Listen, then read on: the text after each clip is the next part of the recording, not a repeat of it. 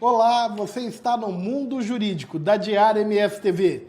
E hoje nós estamos aqui para uma entrevista mais que especial, porque a minha convidada, ela é uma advogada conhecida em todo o estado e nacionalmente, referência da atuação na área previdenciária, professora de cursos na área de Direito Previdenciário, doutora Juliane Penteado. Seja muito bem-vinda. Eu que agradeço o convite, estou muito feliz de estar aqui, nessa cidade que eu tenho um saudosismo, já vou contar por quê. E mais uma vez retornando aqui para ver vocês nesse evento de hoje à noite, muito feliz mais uma vez. Você, porque o nosso programa ele vai ao ar depois de produzido, você está vindo a Dourados para participar de um evento. Qual que é o evento? É o segundo encontro da Associação dos Advogados Trabalhistas e Previdenciários. E eu estava conversando agora com a doutora lá fora, a doutora Rilziane, minha amiga, que a ideia é genial da associação de congregar essas duas categorias, que é o trabalhista e o previdenciário, porque há muito tempo se colocava de forma muito dissociada, né? O que de fato são duas disciplinas dissociadas, mas essa união de vocês aqui é um exemplo, eu acho que deve se repercutir aí para outras cidades do nosso estado também. Inclusive tem outras cidades que o pessoal já está comentando nesse sentido. Isso é muito bom, tomara que chegue em Campo Grande. Eu acredito que sim. Doutora Juliane, eu sempre começo o programa com uma pergunta que diz respeito à origem, à formação da pessoa. Uhum. Porque escolher o direito não é uma decisão simples, eu tenho certeza disso. Como que é? A Juliane vem de uma família de advogados, com tradição jurídica, como que foi essa escolha? Olha, eu não tenho ninguém na minha família do direito, nunca ninguém ficou me falando algo nesse sentido, meus pais nunca me induziram a isso, né? Na verdade, a única coisa que meu pai brincava muito, meu pai é falecido, mas ele brincava muito, futura doutora Juliane, meu pai falava muito isso.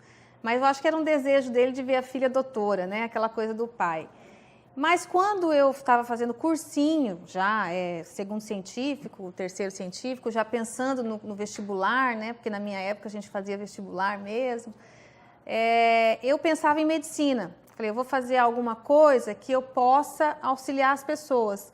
Eu via na televisão as pessoas assim naquela situação de fila do INAMPS, né?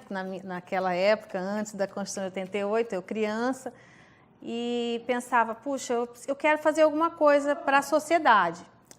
Mas chegando no terceiro científico, teve uma aula de um professor, que o Classir, ele ainda é professor, inclusive, depois ele inclusive fez direito, que eu sei, ele estava falando sobre a Constituição Federal.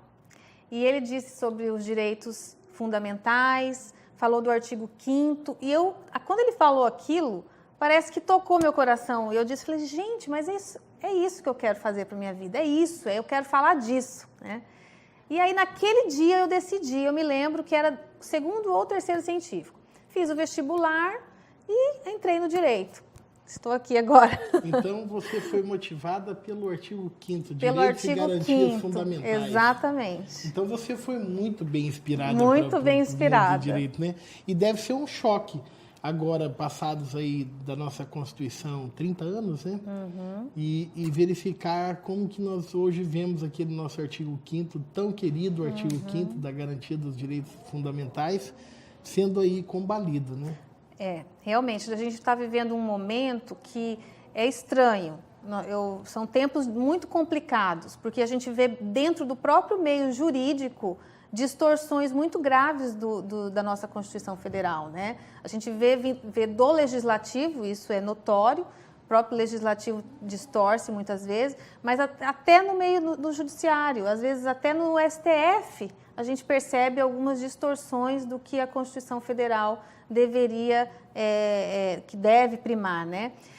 Eu vejo que nós passamos um momento de transição muito forte e demanda de nós estudiosos, de nós operadores do direito, fomentar mais os debates realmente no diálogo do que é cidadania, do que é ética, né, do que são esses conceitos principiológicos da Constituição Federal, que esses não podem ser realmente usurpados, porque caso eles sejam usurpados, todo um sistema se deturpa. Então, isso aí demandaria um discurso muito longo, mas eu acredito que quando eu fui tocada, como você disse, eu realmente fui inspirada por aquela fala daquele professor motivado, cheio de ideais, falando do que é justo, né, do que é ético, dos princípios, do direito do cidadão, do direito à vida, né, o quão importante o direito à vida. E a gente vê hoje o direito à vida tão relativo. O próprio direito à vida hoje, se a gente for avaliar num prisma bem amplo, ele hoje é relativo. A vida parece que não tem mais o mesmo valor. Haja vista as nossas manifestações aí, muitas vezes, de pessoas que deturpam os conceitos de direitos humanos com o que é o direito à justiça, né? Então, é preocupante, mas eu ainda sou otimista. Eu gosto de se ver sempre pelo lado bom, porque eu acredito que todo caos, ele é necessário. Então, quando a gente passa por uma situação de extrema destruição, muitas vezes, é porque algo novo vem. E, às vezes, esse algo novo vai ser melhor, realmente, porque eu sempre acredito no que é melhor, que o melhor ainda está por vir. Há uma concepção que a gente não deve perder de vista, no sentido de que, se há um caos, quem produziu ele fomos nós. Se vamos sair do caos, quem tem que sair deles somos nós. E o que virá depois do caos, quem tem que definir somos nós. Exatamente. Então, não há dúvida de que essa decisão sobre o que nós vamos construir, ela passa por uma decisão de cada um de nós e todos nós enquanto coletividade. Eu não consigo enxergar razões para se diminuir a liberdade, para se diminuir o direito à vida, o direito à dignidade, à honra, à dignidade da pessoa humana. E eu acho que você tocou num ponto-chave, Juliane, que é assim, o que poderá o ator do direito, nós que somos da área jurídica, contribuirmos para esse momento de caos que a sociedade passa, para contribuir para que ela saia desse momento de caos? Me parece que o único caminho é a palavra, né? Exatamente. Olha, eu na minha história de vida, eu acabei indo para esse caminho da oratória, de falar e de me expor muito também, né? E isso demanda muita responsabilidade. Eu passei a perceber o quão é importante a gente, na condição de professor, como você também é, de palestrante, de orador e de pessoa que é formador de opinião, entender bem o que a gente está dizendo e expressar isso para o jovem, principalmente, que é uma juventude que está vendo nesse meio ainda tão confuso que não se sabe muito bem qual é o caminho que eles querem tomar, né? Porque eles não têm uma boa orientação também nesse sentido. E a gente até já conversou sobre isso informalmente um dia, sobre a questão do conhecimento raso, que é muito acessível, tudo é muito acessível, a internet facilita, hoje a gente está aqui, ao mesmo tempo eu fiz um stories aqui, todo mundo já sabe, já está me seguindo, já sabe que eu estou aqui nesse momento gravando, então é tudo muito instantâneo, o que é perfeito. Mas até que ponto esse conhecimento está sendo aprofundado? Então, essa falta de profundidade é o que está causando esse desequilíbrio na sociedade, na minha opinião. E esse desequilíbrio precisa se reorganizar para que nós cheguemos a esse patamar aí. Para dar um exemplo, é mais ou menos dizer assim, se você pega um texto e fala, isso aqui é um textão, se você não tem a predisposição de ler aquilo que está escrito ali, então calma lá, não sai compartilhando, pelo menos. Exatamente. Você vai postar alguma coisa no Facebook, você tem que pensar, peraí, o que eu quero com isso? Primeiro eu quero chamar o máximo de atenção possível, ou eu quero fazer as pessoas pensarem? Então você tem que fazer até isso a gente tem que pensar antes de fazer uma postagem. É verdade. Juliane, você me disse, seus pais, eles não são da área do direito, seus pais trabalhavam... O meu pai era militar, da reserva, né? Seguiu a carreira militar muito tempo e foi para a reserva. A minha mãe, ela formou em administração, trabalhou um bom tempo com as telecomunicações do Estado. Depois ela saiu e ficou cuidando dos filhos, né? Porque minha irmã mais nova teve uma doença meio grave e ela acabou abdicando para cuidar, graças a Deus foi temporária, mas ela fez essa renúncia em prol da família e acabou ficando assim. Mas a minha família, ela tem uma característica peculiar. Meu pai, apesar dele era militar, mas o meu pai não era aquele militar típico, ele era rebelde. Eu lembro dele contando, antes dele falecer, que eu perguntei, falei, como que era esse negócio da ditadura, né, pai? Me fala aí. Ele falou assim, olha, tinha mesmo. Olha, quando eu era soldado, cabo, eles me mandavam ficar perseguindo uma pessoa. Então, a gente tinha obrigação de ficar cuidando de alguém suspeito. E aí eu tinha que seguir o fulaninho. Ele falou o nome, eu não me lembro. Fulaninho, e ele tinha um bar. E eu ia nesse bar todo dia para tomar café, para ficar cuidando ele. E eu olhava e falei, poxa, esse cara é bacana, esse cara é legal, por que eu... Ele não tem nada, ele não faz nada suspeito, ele vem todo dia, trabalha, preenche as coisas ali, vai embora. Só que o que acontecia? Algumas pessoas que eram desafetas, por exemplo, se ele fosse desafeto do meu pai, ele iria lá para o exército e falaria, ó, o fulano teve uma atividade suspeita, né? Aí era isso aí que às vezes geravam algumas coisas equivocadas. Então, meu pai, ele tinha uma cabeça muito livre, muito livre. E ele dizia isso para mim, minha filha, você vai ser o que você quiser.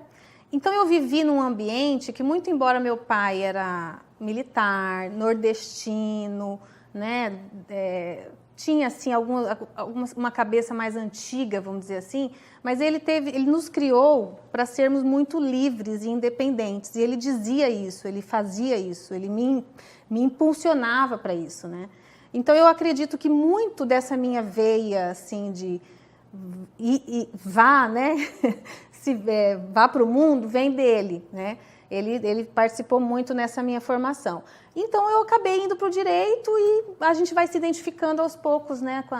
Na disciplina, vai se encaixando, onde a gente no caso do direito previdenciário, que foi onde eu me afinizei muito, porque tem uma característica social muito evidente, é uma coisa que você trata realmente com a vulnerabilidade do ser humano. Mas me diga uma coisa, Juliane, você, antes de chegarmos aí no direito previdenciário, eu quero explorar um pouco essa questão da universidade. O curso de direito, você é muito nova, você entrou no curso de direito, você formou onde? Ah, sim, eu entrei logo com 17 para 18 anos, né? Na época, eu passei aqui na Socigram, na antiga Socigram, em 94. Era a Socigram aqui e a FUCMAT, recém-convertida em UCDB, lá em Campo Grande. Aí meu pai falou, olha, você quer? Vai para lá que eu te seguro, né? Que era muito difícil a vida também, né? Assim, 3 filhas e tal. Aí eu falei, bom, então eu vim para cá, para não perder um ano. E eu fiz um estágio no cartório eleitoral daqui. No primeiro ano já? No primeiro ano. Então foi bem ativo. Foi, já vim para trabalhar, porque eu pagava o crédito educativo, né? Era um crédito educativo que eu tinha. Eu pagava 30% da faculdade, os outros 70% a Caixa financiava, né? Que a gente pagava depois. E então eu pagava a minha faculdade com essa bolsa e mais alguma coisinha. E morei um ano aqui numa república pensionato com 10 meninas. Nossa, que experiência. Lá onde eu conheço, inclusive, uma pessoa que é sua amiga também, a doutora Daniela, juíza do trabalho. Juíza do trabalho, sim. Mandou um abraço para você. Ah, claro. Nós nos conhecemos lá, a Dani.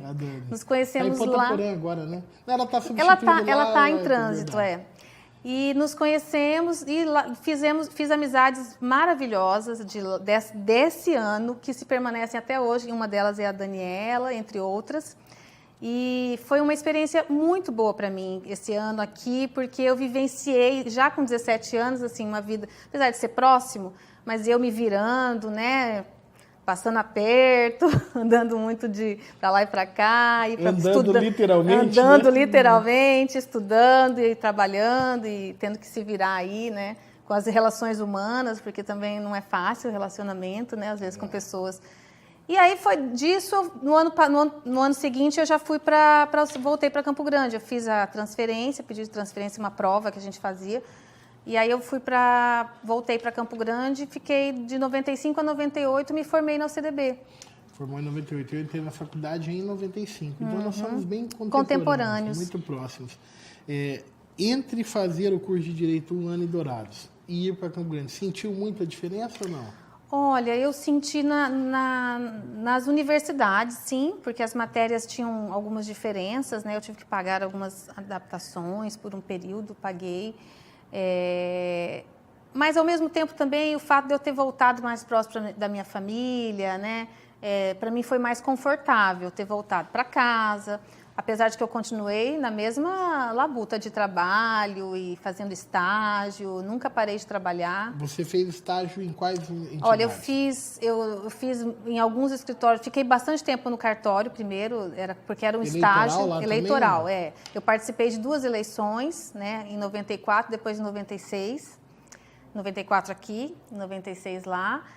Aqui, inclusive, era cédula ainda. Aí, depois, em 96 lá, aí eu falei, vou para um estágio, vou procurar alguma outra coisa, vou, né, seguir outro caminho. Cheguei a trabalhar uns meses numa farmácia, que eu falei, tem que ganhar um pouco mais de dinheiro, de balconista. Maior decepção, porque eu não tenho nada a ver com a decepção para os donos, né, porque eu não era boa naquilo de jeito nenhum. E fiquei, aí eu fui arrumando estágio, fui indo para escritório, uma advocacia aqui, outra ali, até que nos 2 últimos anos abriu uma vaga para estágio no INSS, na Procuradoria do INSS. E eu fui para lá fazer uma entrevista com o chefe dos procuradores, e ele perguntou, o que você quer da sua vida? O que você quer do direito? Eu falei, eu quero trabalho. Eu falei, se eu tiver trabalho, eu me garanto. Ele falou, você está contratada. Aí eu sempre fui meio metida besta mesmo. Com estagiária, então, era mais ainda. Eu achava que era alguma coisa. Ele falou assim, faz o seguinte, se você quiser vir aqui, mas eu estou precisando também de uma pessoa lá no meu escritório de advocacia. Você quer? O procurador federal do INSS podia advogar também. Podia, só não contra o próprio órgão, exatamente. Eu tenho meu escritório, lá a gente está precisando de um estagiário. Vai lá, se você passar na entrevista, você escolhe. Como lá era gratuito, era sem remuneração, e eu precisava do dinheirinho para pagar minha faculdade, aí eu fiz uma proposta. Falei, me põe aqui no INSS, então, de manhã, e à tarde eu fico no seu escritório, de grátis. À noite eu estudo e à noite eu vou para a faculdade. É um ritmo pesado, era. Não é um ritmo fácil. Não era. Eu saía bem cedo de casa, eu ia para o INSS direto, ficava até meio-dia, almoçava na rua, era tudo muito perto, então, no centro da cidade. Eu saía do INSS, que era na Calógeras, na 15 ali. Aí eu descia ali a Calógeras e ia para o escritório dele, que era na Afonso Pena. Almoçava na rua, já entrava 1h30 e já ficava até às 6. E eu ainda ia para a faculdade naquele busão lotado para Tamandaré, porque na época só tinha aquele caminho. Mas era tão feliz essa época, a gente não lembra desses perrengues assim, porque fazia parte do ritmo, né? Para estar ali, para viver, para ser alguma coisa, eu tinha que passar por isso, né? Não tinha outro caminho. Então, eu ia para a faculdade, aí feliz, chegava lá, encontrava os amigos, assistia às aulas, saía de noite, às vezes eu pegava carona, às vezes não conseguia, chegava em casa, ainda ia assistir o Jô Soares ainda, morrer de rir de madrugada. E eu falo que eu não sei como que eu aguentava acordar no outro dia cedo. Hoje em dia, se eu durmo além do meu horário, eu já estou quebrada, né, no outro dia. Você tocou num ponto essencial, Juliana, essa perspectiva de que para se vencer na vida é preciso estudo. Essa é uma noção que parece estar se perdendo no contemporâneo, né? Tá, é isso que me entristece, assim, porque a gente... eu tenho 2 filhos, tenho uma menina de 12 e tenho um de 3. E eu já começo a perceber isso na de 12, porque ela não tem noção do que é essa vida. E isso ocupa, às vezes, até nossa, né? Porque você fala assim, a gente acaba dando tudo, você leva na porta da escola, busca, tudo bem que está nova ainda. Mas eu comecei a me preocupar muito com essa noção de que ela tem que ter do que é ter que fazer alguma coisa para conquistar algo. Então, a gente vai ter que introduzir isso na educação dos nossos filhos. Porque lá na nossa época, já era assim naturalmente, independente de classe social, porque não existiam tantas facilidades.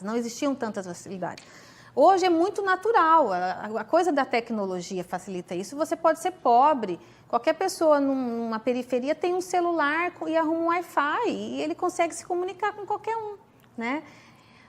Então, eu acredito que o que a gente precisa inserir muito mais nos nossos jovens, e em geral, é a consciência de que é preciso um esforço para se conquistar algo, porque senão não tem mérito.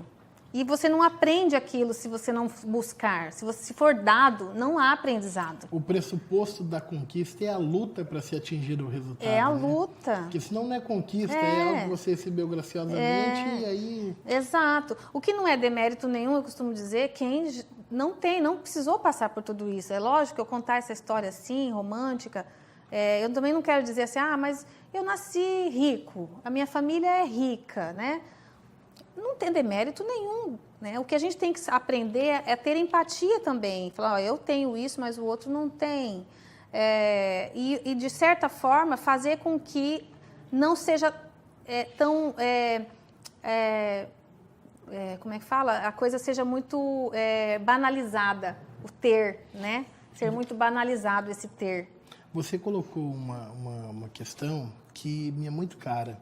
É essa perspectiva que às vezes hoje em dia tem na sociedade, que eu acho que está na gênese desse movimento de colocar uns contra os outros, de forma que uns digladiem com os outros e ninguém chegue a lugar nenhum, ninguém consiga entender o que as pessoas têm ou a origem que elas têm não diz nada sobre quem elas são. O que diz sobre quem elas são é o que elas fazem com aquilo que elas têm. Então, a pessoa pode ter nascido num berço de ouro, mas isso não significa que necessariamente por isso ela será melhor ou pior do que qualquer pessoa. E o contrário também é verdadeiro.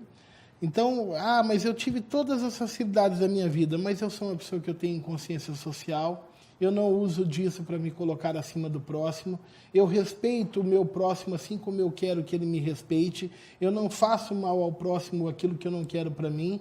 Eu acho que essa concepção, ela está se perdendo nessa sociedade contemporânea e está aí a raiz de muitos dos males que a gente sofre hoje em dia, de perder essa noção de que nós temos toda a liberdade para construirmos a nossa vida, sermos protagonistas da nossa história. Nós não estamos fadados, porque eu nasci pobre, eu vou morrer assim. Não, eu posso lutar contra isso. E o contrário também. Porque eu nasci num berço de ouro, eu tenho que diminuir quem não conseguiu, ou me relacionar. Não, eu acho que você tem que buscar se relacionar, porque o que nos move é essa vontade, é esse encontro de almas de seres humanos, né? Bom, nós estamos aqui no Diário MS TV e hoje eu estou entrevistando a doutora Juliane Penteado. Doutora, os últimos 2 anos da faculdade, no escritório e também no INSS. É um super estágio, correto? Foi muito importante para mim.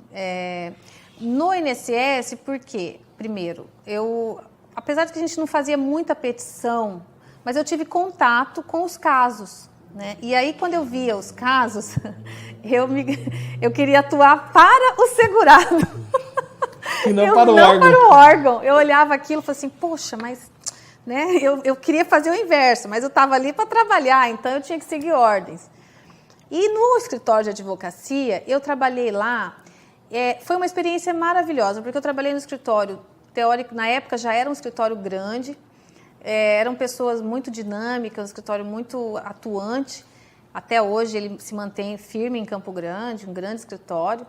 E eu aprendi muito lá sobre advocacia, aprendi muito como advogar. Até assim, eu acredito que o modelo que eu faço no meu escritório de trabalho ainda é muito similar àquele escritório que eu trabalhei.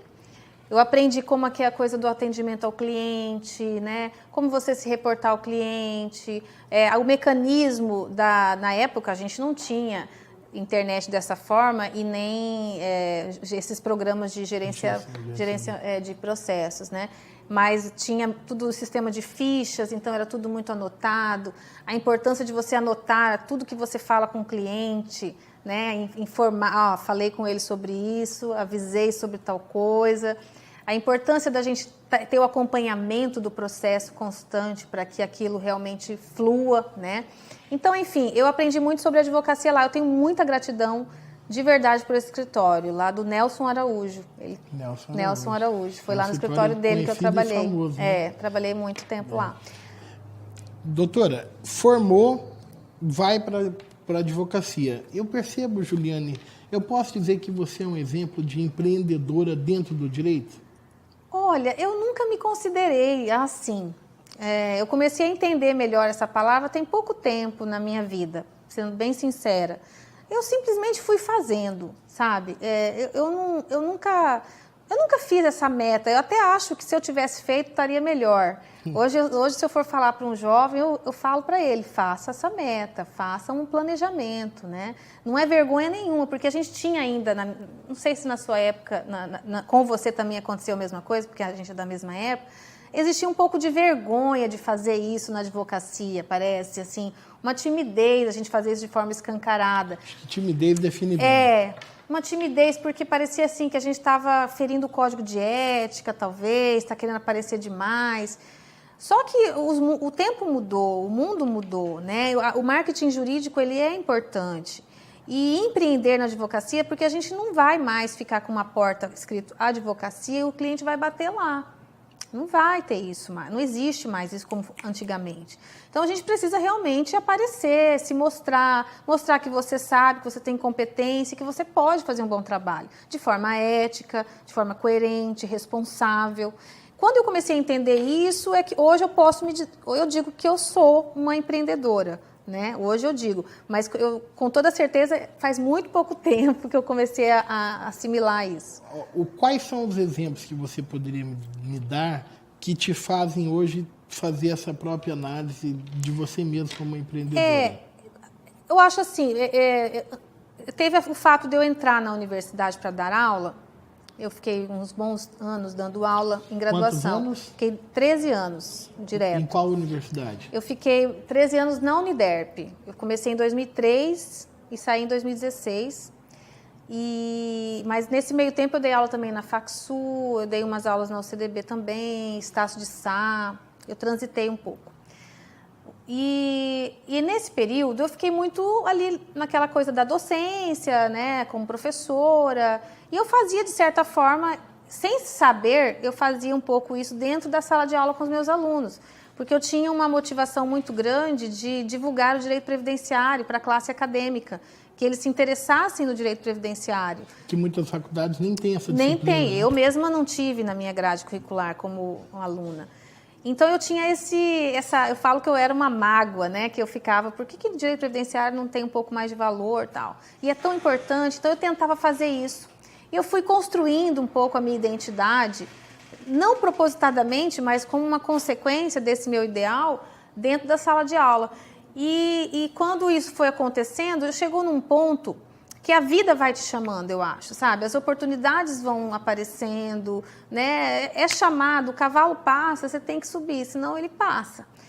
E eu tomei a decisão de sair da graduação por essa razão, porque já não estava compatibilizando com as coisas que eu queria fazer. A atividade profissional como advogado já não estava permitindo que atuasse como professora. Isso, assim, na verdade, o tempo de sala de aula estava me tomando esse empreendedorismo, essa minha vontade de empreender mais na advocacia. Porque você deixou a sala de aula como professora de graduação, mas não deixou de ser professora. Exatamente, porque eu nunca quis deixar de ser professora. Eu sempre brincava que ser chamada de professora, para mim, era quase como ser chamada de mãe. Porque eu via os alunos como meus filhos, assim. É muito bom, e eu sou muito maternal. Então, eu não quero deixar de dar aula, porque a aula é um vício, né? Eu falo que é uma droga, né? Um crack, porque você começa, você não para mais. E eu falei, não, eu quero continuar, mas eu vou de outra forma. Então, eu comecei como eu disse, a vida foi chamando, foi acontecendo e eu fui aproveitando as oportunidades. Comecei a dar cursos de extensão, palestras, pequenos encontros e aí estou aqui agora falando com você. Porque é uma palestrante. Mas esses cursos têm uma ligação com o Instituto Brasileiro de Direito Previdenciário. Sim, como que funciona isso? Sim. O IBDP é o Instituto Brasileiro de Direito Previdenciário. Ele tem atuação nacional, né? A sede é lá em Curitiba, mas ele tem um foco muito grande em fins científicos, né? E não lucrativos. Ele não tem uma finalidade lucrativa. É divulgação mesmo do direito previdenciário, atuação nas cortes superiores, com amicus curiae, nas questões mais importantes do direito previdenciário. A questão da reforma da Previdência mesmo, o IBDP teve uma atuação assim, vamos dizer que foi imprescindível para que essa reforma não fosse para frente. E ele tem uma preocupação na capacitação do profissional. E isso tem se estendido cada vez mais no Brasil. A última presidente, a doutora Jane, conseguiu aumentar muito o número de cursos e a atual, a Adriane, também permanece na mesma sequência. E eu fui nomeada o ano passado como coordenadora regional. Eu atuo hoje como regional do Centro-Oeste e do MS, do Mato Grosso do Sul, né? E então nós estamos nessa caminhada de divulgação de cursos dentro da área do direito previdenciário para a capacitação do profissional, porque o direito previdenciário realmente é uma disciplina que demanda muita atualização. Ele se modifica com muita rapidez, muitos detalhes. Se você não se aprofundar, corre o risco de você se banalizar na profissão. Um exemplo de um curso de extensão que, doutora, que você tem dado? Eu estou vou para a 3ª edição de um curso de iniciação de advocacia previdenciária, que a gente chama de curso básico da advocacia previdenciária. Eu faço 5 a 6 encontros, abordando os principais pontos para quem quer aprender a advogar. Claro que você não vai sair dali sabendo tudo, né? É um curso de iniciação, para quem precisa aprender o necessário, os instrumentos necessários para dali se aprofundar e embasar, né? Deve ser bem prático. É um curso prático. A gente fala de teoria, mas de forma muito prática, com o estudo de casos. Tem tido uma boa adesão, eu já estou indo para a 3ª edição, como eu disse. Aqui na associação, a doutora Rilziane, ela coordena os estudos de direito previdenciário. E o que ela pega no meu pé para trazer a doutora Juliane para cá... Vamos fazer. Né? E nós temos que combinar essa sua vinda para cá com esse curso. Eu tenho certeza que a expectativa está grande. Vamos com fazer, com certeza. Nós vamos ter bastante A hora público. certa vai chegar. Exatamente. A questão da formação, graduação, você tem especializações também, Juliane? Eu fiz, logo de formada, eu fiz em processo civil e direito civil, e depois eu fiz em previdenciário, né? E agora eu estou caminhando para o mestrado, que é um desejo que eu tenho de fazer, porque é uma necessidade. A gente sabe, assim, que para a advocacia em si, né, talvez não mude muito em questão de custo-benefício, né? Mas como eu estou envolvida demais na questão acadêmica, eu gosto de estudar, eu gosto de aprender mais, então é uma necessidade minha. Como eu tive um filho, está com 3 anos, esse projeto foi suspenso temporariamente, e aí agora ele já está crescendo um pouquinho, já estou retomando para esse ano, o ano que vem, quem sabe. Mestrado em Direito Previdenciário no Brasil tem aonde? Olha, agora abriu recentemente vaga na Univale, em Santa Catarina. São 48 vagas em Previdenciário. Interessante. Mas não é fácil. Tem na PUC, né? Tem na PUC também, que é padrão. E aí o que a gente vai achar muito é direitos humanos, né? Direitos humanos que você pode direcionar o seu projeto. Para previdenciário. Previdenciário. Falando sobre atuação como advogada previdenciária, você deve ter tido já muitos casos complexos, né, Juliane? A gente passa por bastante coisa, assim.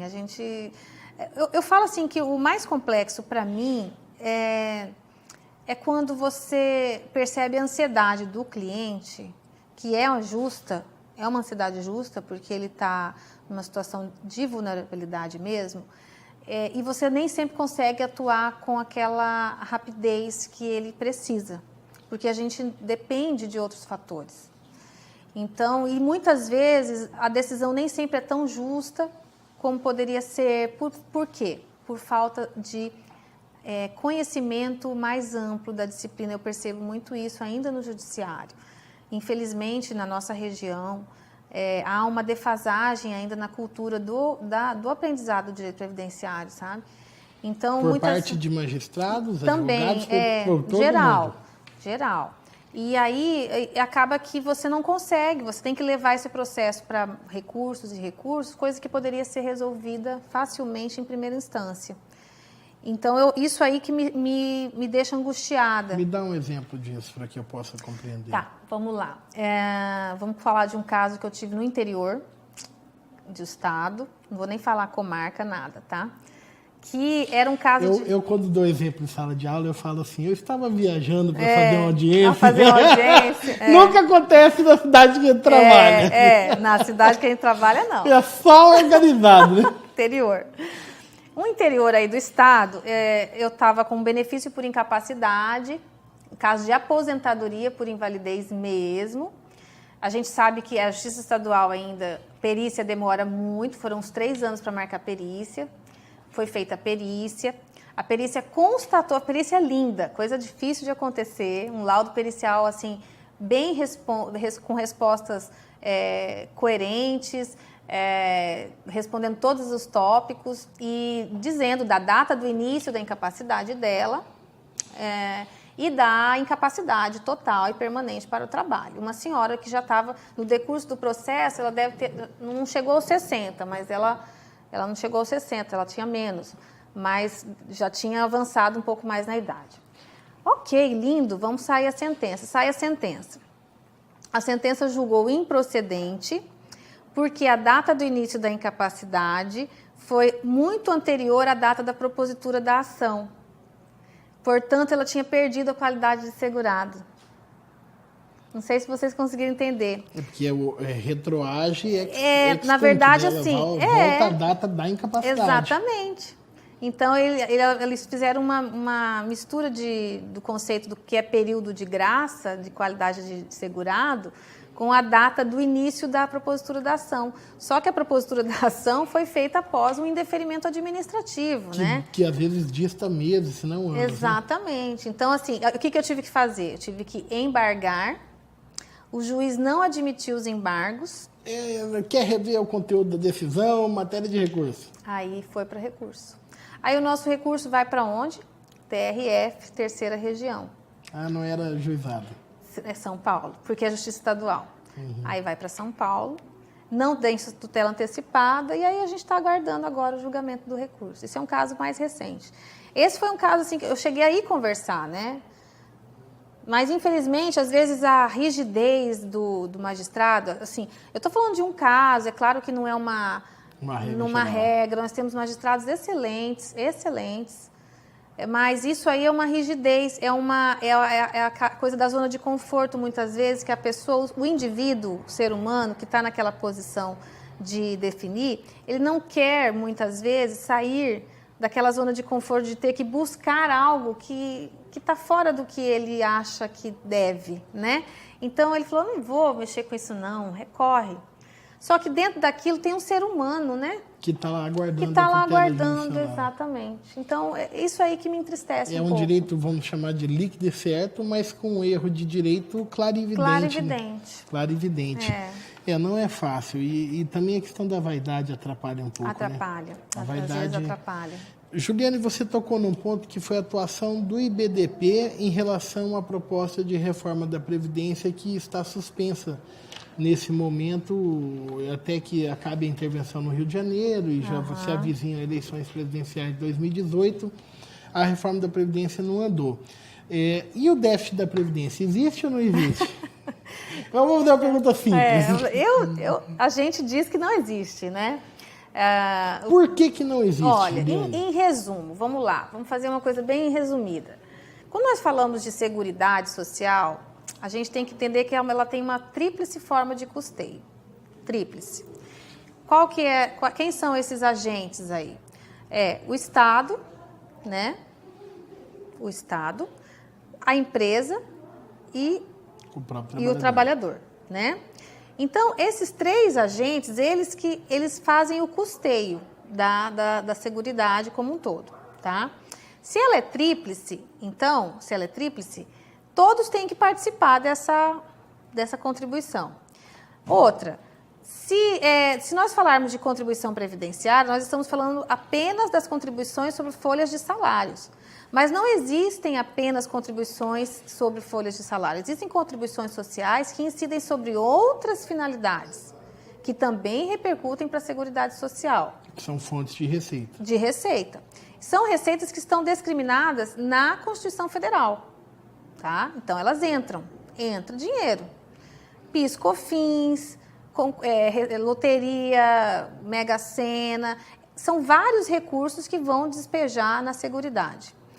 Só que o que vem acontecendo com o Brasil desde a Constituição de 88? A Constituição de 88 tem lá o ato das disposições constitucionais transitórias e ela criou um artigo, tem um artigo lá que é transitório, que é a desvinculação das receitas da União. A União vem desvinculando esse dinheiro, porque também, voltando, a Constituição diz que o orçamento da Seguridade Social ele tem que ser separado do orçamento do Tesouro. Sim. Né? Então, tem o orçamento da Seguridade e o orçamento do Tesouro. Não pode misturar. Esse dinheiro é imexível, como dizia o Magri, né? Não pode mexer nesse dinheiro da Seguridade. Porque o que é Seguridade? Saúde, Previdência e Assistência. Isso aqui é o momento, tem que ser a menina dos olhos do Estado, no sentido de que, olha, se der qualquer zica, vamos colocar uma palavra, com todo mundo, a gente tem onde segurar. Se der erro para lá, se nada der certo, na pior das hipóteses, aqui a pessoa se segura para ela comer, para ela dormir, para ela vestir. A Previdência Social, ela é um organismo, ela é um instituto, ela existe dentro da sociedade como uma forma de contenção social, uma forma de garantia de vida digna. Do mínimo existencial para a dignidade de vida humana, né? Então, é para isso que ela existe. Por isso que ela não pode se cortar ser. Antes de se cortar. Exato. Isso, né? Eu sempre comparo com um orçamento familiar. Se você tem lá, olha, a gente tem uma poupança aqui, porque a fulaninha está doente. Então, se der precisar, a gente tem esse dinheiro aqui para levar ela a correr para fazer uma cirurgia, alguma coisa. Você vai ficar tirando dinheiro dessa conta para outras finalidades? Para pagar cartão de crédito, para pagar a conta de luz? Você não vai tirar, porque aquele dinheiro ali é para custear a cirurgia da fulaninha, né? Então, o que o governo vem fazendo? Vem tirando dinheiro através da DRU. Da DRU, que é a desvinculação das receitas da União. Com a DRU, construiu Itaipu, Brasília, e assim a história demonstra um monte, e vem só aumentando. Um percentual que era de 20%, ele aumentou para 30%. Dizer que não estamos em déficit é equivocado. O que nós podemos dizer é que o superávit está diminuindo. Então, isso já é comprovado pela ANFIP, a Associação dos Auditores Fiscais da Receita. Eles, todo ano, apresentam dados concretos de que há superávit. O que está acontecendo de 2012 para cá é que o de superávit está diminuindo, porque a DRU aumentou e aí pega mais dinheiro. Então, nós estamos com um problema de gestão, é um problema de corrupção gravíssimo do Brasil, né? A própria Lava Jato, o que ela fez? Ela começou a focar nas construtoras, né? Pegar onde o dinheiro rolava. Aí surgiu a ideia da reforma, de aumentar o percentual de DRU. Então, a gente tem que avaliar muito bem o que tem por trás disso tudo, com essa reforma. Qual que é o intuito, né, dessa reforma? De diminuir direitos, diminuir cada vez mais o percentual de ganho do trabalhador que contribuiu, porque a gente está dizendo de Previdência Social que ela tem realmente um princípio solidário. Ok, o que é o princípio solidário da Previdência? Todos devem contribuir para que o primeiro que dele necessite se utilize. Então, nós estamos aqui, nós nessa sala, temos 5 pessoas aqui nessa sala, todos nós contribuímos. Mas eu vou chegar aos 60 anos, nunca vou ter me acidentado. Mas, às vezes, você, durante sua vida, já se acidentou umas 5 vezes, né? Então, esse dinheiro vai servir para te atender. Só que nós continuamos contribuindo, todo mundo está pagando. Todos contribuem para aquele que necessitar. Isso é a solidariedade. Só que também tem a contrapartida. Eu estou pagando, eu tenho o direito de receber correspondente àquilo que eu contribuí. Então, o governo não está... A ideia da sociedade, às vezes, muito equivocada, muitas vezes da sociedade empresarial, que não tem essa outra visão, não numa regra, mas numa boa quantidade, é que é como se a Previdência fosse assistencialista, e não é. A gente paga para aquilo, né? E vou te dizer uma coisa, cá para nós, ainda que fosse, cumpre uma função social. Cumpre uma função social. Então, que se corte despesas de Estado, como uma série de coisas que juros da dívida pública, que fica rolando, se diminua a taxa de juros, corte benefícios das altas cúpulas do governo, de todas as instâncias, de todos os poderes, mas não, começa se tirando de quem menos tem e mantendo-se privilégio de quem tem bastante. Então, é difícil compreender isso, É uma desproporção muito desigual, muito injusta, antiética e eu chego a dizer psicopata, porque não faz sentido. Então, a população precisa de conhecimento. Mas a gente sabe que como é muito difícil, são matérias muito específicas, a gente não tem nem um ensino de educação básico ainda condizente com o que nós poderíamos ter, cabe a nós. Então, eu boto a boca no trombone, onde eu vou, eu falo e exponho. Inclusive, Juliane, você tocou num ponto, eu sei que a sua ligação com o movimento feminista ele é muito forte.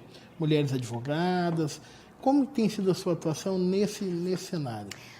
Olha, eu não sou do movimento feminista. Eu sou feminista, mas eu não participo do movimento feminista. E o que é ser feminista? Eu acho o seguinte, o feminismo, a origem, eu me considero feminista da origem. Eu não quero direitos a mais, eu não quero lugar do homem, eu quero só o meu lugar. Aquilo que eu sei fazer. Entendeu? Eu sei falar sobre direito previdenciário, então me deixa falar sobre direito previdenciário. Não vai colocar um outro homem que não sabe falar só porque ele é homem. É isso que eu não concordo, entendeu? Entendi. Eu não quero lugar de ninguém. Não quero, porque você vai ser excelente numa coisa, eu sou excelente em outra. Nós somos indivíduos, estamos em momentos diferentes. Eu como mulher, você como homem. E o gênero não deve ser critério Não deve ser critério de distinção. É só isso, porque eu acho tão esquisito, voltando já a falar da minha família, porque eu venho de um núcleo familiar que não tinha isso na minha casa. Apesar do meu pai ser coitado, ele falava assim, eu não mando nada, até a cachorrinha manda mais do que eu, ele brincava, porque só tinha mulher, né? 3 filhas, a esposa. Então, assim, eu vim de uma família que não tinha essa coisa. Eu podia falar, eu tinha voz. Eu podia falar o que eu achava que devia. Então, eu acho muito estranho, o nosso meio jurídico ainda é muito machista. É de forma muito sutil, muito singela, mas ainda é. Onde ainda existem, nós temos no nosso estado ainda os nomes que demandam, os nomes que se mantém. Eu percebo muito assim, escritórios de advocacia que tem lá 50 mulheres trabalhando, mas os sócios são os homens, os que aparecem na revista, os que aparecem nas... Né? Então, as mulheres elas continuam sendo as operárias que fazem o trabalho burocrático, mas que não são colocadas na mesa de conversação muitas vezes, entendeu? Então, é esse critério, dentro da questão profissional. Se a gente for falar de ambiente familiar e de outras coisas, então a gente vai estender o programa. Então, eu digo que assim, eu não sou do movimento feminista porque eu não participo tecnicamente de nenhum movimento. Eu só quero estar nos ambientes onde eu me enquadro. Onde eu me enquadro? Eu sou advogada, né? Então, eu tenho os institutos ligados à minha profissão. Eu sou professora, eu tenho os lugares ligados à profissão. É comandado só por mulheres. Pois é, o IBDP tem uma característica que todas as ex-presidentes são mulheres e loiras, né? Eu já brinquei, já até pintei meu cabelo de loiro. Brincadeira, não quero não. Mas, assim, todas as ex-presidentes foram mulheres. Era a doutora Clecia, a doutora Melissa, a doutora Jane e agora a doutora Adriane. O vice é homem agora. Eu falei, o próximo é você.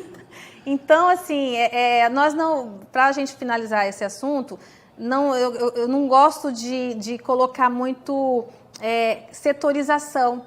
Eu acho que nós, homens e mulheres, nós temos tanto a oferecer um ao outro. O homem com a praticidade, sabe, com o foco, com a determinação, com a capacidade de enxergar o ponto que o homem tem, isso muito bom. E a mulher com essa visão panorâmica de ver o passarinho voar e achar bonito e ao mesmo tempo conversar com você sobre direito, sabe? A gente tem que dar as mãos. Eu acho que está muito desgastada essa relação. O movimento feminista, ele é muito importante. Então, só quando o homem também entender que é importante o homem também ser feminista, Porque aí a gente não vai mais precisar nem nessas nomenclaturas. O meu sonho é que um dia a gente não precise mais de nenhuma nomenclatura dessa. Simplesmente sermos nós mesmos. Olha, eu sou a Juliane, que sou advogada nessa área. Quem que é a pessoa boa para falar disso? É a Juliane? Então vamos chamar a Juliane. Ah, mas quem que é a pessoa... Ah, não, fulano é melhor que a Juliane? Então chamo o fulano. Essa é a questão, sabe? Sem essa coisa do gênero sendo colocado para lá ou para cá, como deve ser assim ou deve ser assado. Porque a gente não deve ser nada, a gente deve ser feliz nessa vida, né? Juliane, essa sua lição é muito linda. E eu vou pedir licença para transbordar ela para outras searas, para a seara política também. Eu acho que corrupção não tem ideologia partidária. Assim como também humanismo, defesa de direitos sociais, não é bandeira de um único partido, de um único... Muitas vezes você vê as pessoas discutindo, aquela discussão que a gente pode ver na discussão de gênero, hoje a gente vê muito no seara partidária. Um é coxinha, o outro é mortadela, e não se conversam e se negam a sentar numa mesa e conversarem juntos, e não querem conversar uns com os outros. E aí vai ficando aquele diálogo de surdos, onde um fala, outro fala e ninguém se escuta. Me parece que o que falta um pouco é isso. É a gente entender que as mazelas humanas são humanas. Elas não têm nome, elas não têm cor, elas não têm classe. Elas são dos seres humanos e a gente tem que buscar evoluir vencendo e superando essas perspectivas. Eu acho que essa sua lição ela é muito linda nesse sentido. Eu concordo também, Wander. A política está desgastada por várias razões, mas isso que você está dizendo é um reflexo da sociedade. A sociedade vai ser a transformadora da política atual. Porque é a gente que vota neles, né? Nós é que colocamos essas pessoas lá. Eu vi um post esses dias assim, falou, o Brasil é corrupto, reclama dos corruptos, mas ainda tem a caneta BIC amarrada no balcão do serviço público, né? Porque a gente ainda sai com a caneta dos outros, a caneta BIC, mas não é sua. A gente precisa entender que a reforma ela tem que ser íntima e individual. E se eu quero transformar uma sociedade... eu preciso começar me transformando. Eu tenho que fazer a transformação de mim mesma primeiro. Né? Entender quais são as minhas mazelas, quais são as minhas dificuldades, o que tem de imperfeito dentro de mim, mais latente, porque a gente tem muitas imperfeições. Porque só assim a gente vai transformar o ambiente. E a gente ainda acaba jogando muita culpa na corrupção, o que é justo. Nós vivemos um momento... extremo no Brasil de corrupção. A gente está vendo agora esse movimento dos caminhoneiros, essa greve, falta de combustível, combustível só que aumenta, num país que é fonte de petróleo, né? A riqueza está dentro de nós aqui e a gente está com um preço absurdo pagando de combustível, reverberando em tudo. Somos ainda muito pacíficos também, porque não fazemos as revoluções que deveriam ser feitas, revoluções corretas, organizadas. Aí, quando fazemos liderados por grupos extremistas, às vezes, como você disse, e aí um não concorda com o outro porque representa tal bandeira ou tal bandeira. Enquanto a gente não der as mãos e parar com esse sectarismo, essa coisa do bandido do mocinho, nós precisamos evoluir essa etapa. Não existe um bandido e um mocinho. Todo mundo tem um bandido e um mocinho dentro de si, né? Todo mundo. Todo mundo. Então, a gente precisa parar com isso. Chega, vamos lá, gente. O que a gente precisa fazer para resolver o problema? Né? Essa falta de diálogo, de paciência, talvez, um pouco de humildade, né, de nós mesmos, para tentar reformar aí o que precisa. Quem diz que não tem um bandido dentro de si, só tem um mocinho, é porque nunca pisaram no pé dele. Pisa no pé. Alguém pisa no seu pé, a primeira reação sua qual que é? Opa, que aquela... Mas você se contém, não é verdade? Aí, só vivendo. Como é que é? Oi, diretor? Ih, Juliane, me já perdoa. Deu nosso tempo. Não é isso não. Certeza, diretor? Olha, eu não tenho culpa nenhuma, Juliane, mas eu sou obrigado, em algum momento do programa, colocar o entrevistado numa saia justa. Ai, meu Deus. E aí, nessa TV que está aqui, ó, que você está vendo aqui agora, eu não tenho nada a ver com isso. Vamos ver lá? Olha lá. Reforma trabalhista, Juliane. A da Previdência não passou, mas a trabalhista passou. O que você pode falar sobre isso? Olha, A reforma trabalhista, até a gente vai ser falado no encontro, né, sobre elas, sobre os momentos negativos. Eu acho que a gente vai começar a perceber mais facilmente agora, daqui para frente. Uma coisa a gente já percebeu, que foram as demissões de massa de algumas empresas grandes, né, que trocaram os contratos, né, então demite todo mundo, recontrata a preços ínfimos, né, a gente sabe disso em uma determinada universidade. Por outro lado, a questão da sucumbência também, eu acho que foi positiva. Eu acho que é um ponto positivo, porque também inibe um pouco aquelas reclamações desnecessárias e que muitas vezes não incidiam em nenhuma ponto negativo para o empregado, né, que usava daquilo como uma moeda de troca muitas vezes. Eu acho que nós vamos percebendo muita coisa daqui para frente. A gente sabe que muita coisa poderia ter sido evitada se houvesse uma maior manifestação popular. Eu acredito que foi muito rápido. As pessoas acho que nem respiraram quando viu, passou, mas eu achei que faltou um pouco mais de manifestação popular, no sentido das categorias, de impedir pelo menos algumas situações que foram mais maléficas. Como, por exemplo, da reforma da Previdência, que a gente conseguiu até segurar bem. Eu faço a minha culpa comigo mesmo, porque como professor nessa área, e eu falei muito sobre isso, tudo que dentro da minha infinitude, tudo que eu pude, eu tentei fazer, mas não conseguimos convencer. Mas, ao mesmo tempo, tem um lenitivo, e eu falava isso para as pessoas, fiquem tranquilos, porque nem o marketing supera a realidade. Então, à medida que a reforma em vigência a partir de 11/11/2017 começar a produzir seus efeitos, aí as pessoas vão se dar conta do que ela significou. E é o que, infelizmente, lamentavelmente, eu não acho graça nisso, a gente tem visto isso acontecer. Vamos lá, diretor? Olha só, Juliane, eleições 2018. Tá fácil de escolher um candidato? Olha, essa é a saia justa das saias justas. Na verdade, não é nem uma saia justa, né? A resposta é simples, não. Não tá fácil.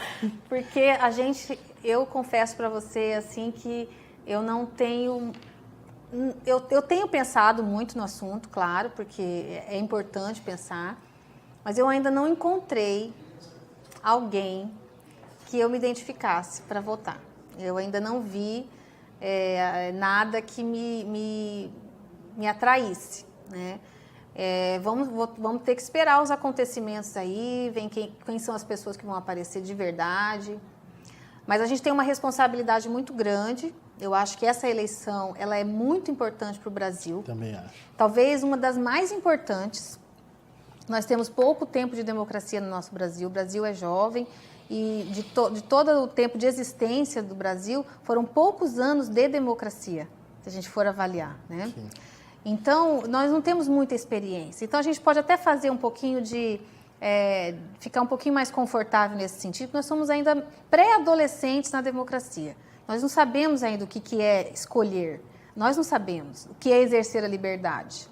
A gente ainda vive uma situação que precisa ser imposta. Essa é a verdade. Nós somos assim, o nosso país ainda vive isso. Então,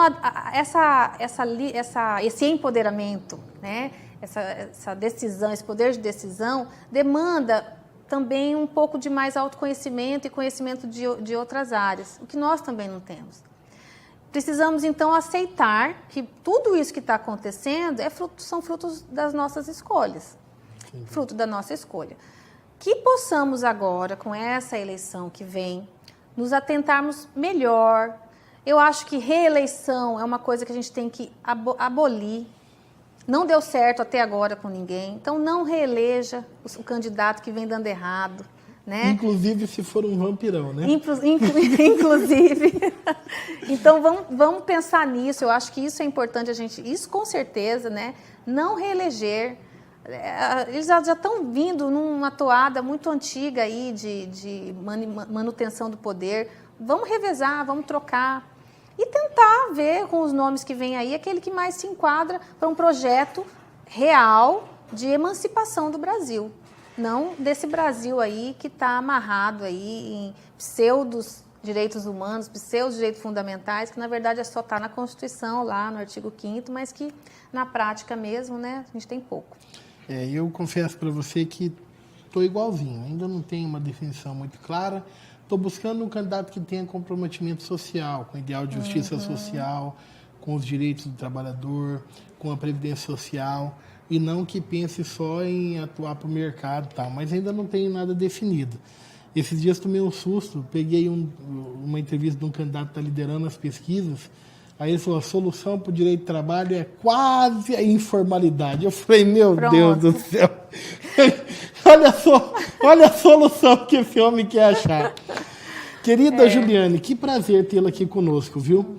Eu acho que para encerrar agora, eu quero te pedir que você, que é uma liderança na área feminina, é uma advogada reconhecida em todo o cenário estadual, com projeção nacional, com cursos e tudo mais, e especialmente nessa área previdenciária, eu quero que você, Juliane, olhando para aquela câmera que está ali focada em você e pensando que você está conversando com um jovem que está se decidindo por fazer direito, ou entrou na faculdade agora, está no meio do curso, ou muitas vezes acabou de formar e agora ele está lá com diploma de bacharel em direito, aprovado na OAB e vai fazer o que da vida? Pensando nesse jovem, eu quero que você deixe uma mensagem para ele dentro da sua história de vida. Bom, eu vou falar uma coisa que eu já falo há muito tempo, eu já penso nisso há muito tempo, que eu acredito realmente que a gente tem que fazer o que nós formos fazer da melhor forma possível, mas tem que ter alegria, tem que ter felicidade. Uma vez eu conversando com um colega na faculdade, ele estava conflituoso porque ele tinha passado num concurso público, era o último ano de faculdade, a gente ia no outro ano estar na rua, e ele disse assim, Juliane, e agora?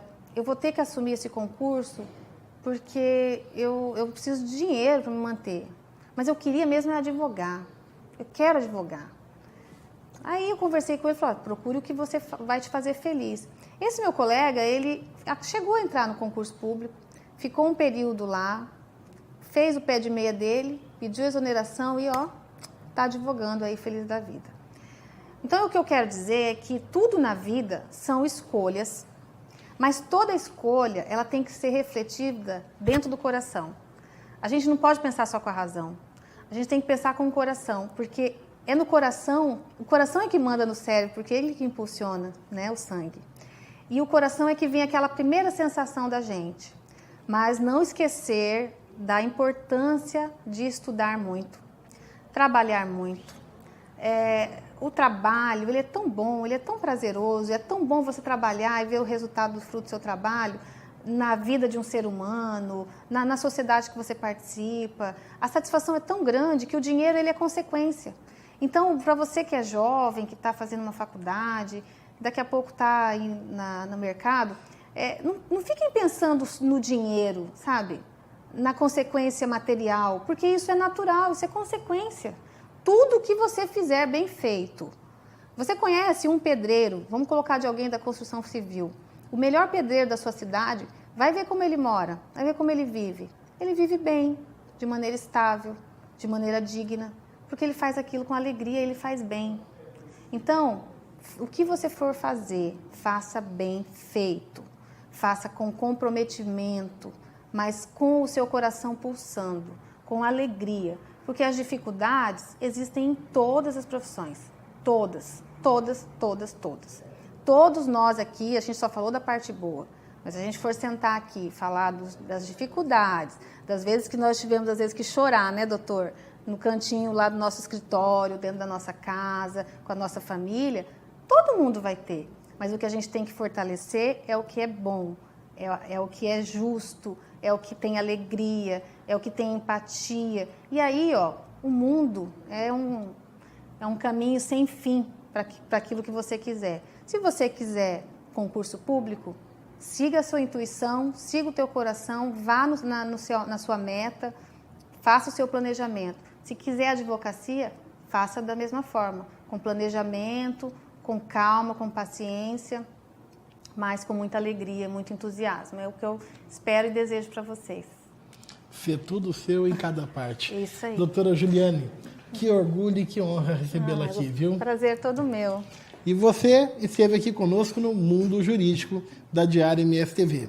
Até a próxima.